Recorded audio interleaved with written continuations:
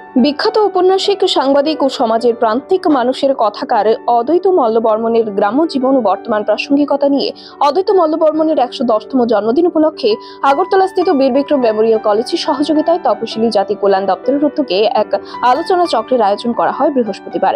উক্ত অনুষ্ঠানে উপস্থিত ছিলেন দপ্তরের মন্ত্রী সুধাংশু দাস সহ দপ্তরের অধিকর্তা ও অন্যান্যরা।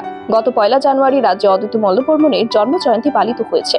তিতাস একটি নদীর নাম উপন্যাসের রচয়িতা ও মানব জীবনের প্রসঙ্গ নিয়ে বিভিন্ন লেখনীর মধ্য দিয়ে তিনি নিজের পরিচিতি তৈরি করেছিলেন, যে কারণে উনি আজও সকলের কাছে চিরস্মরণীয়।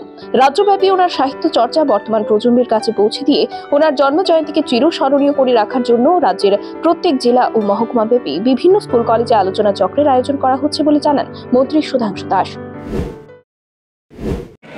বিশিষ্ট ঔপন্যাসিক, সাহিত্যিক, সাংবাদিক, সমাজ সংস্কারক অদ্বৈত মল্লবর্মণজির জন্মজয়ন্তী আমরা গত ১ জানুয়ারি উদযাপন করেছি পুরো রাজ্যে।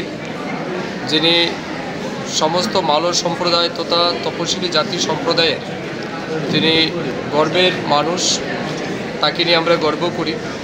তিতাস একটি নদীর নাম উপন্যাস লিখে যিনি চিরস্মরণীয় আজও আমাদের প্রত্যেকের হৃদয়ে রয়েছেন।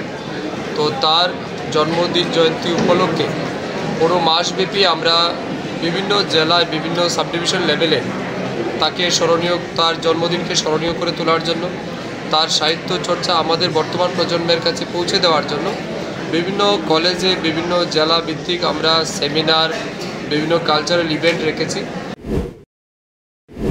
ব্যুরো রিপোর্ট, খবরের প্রতিবাদ।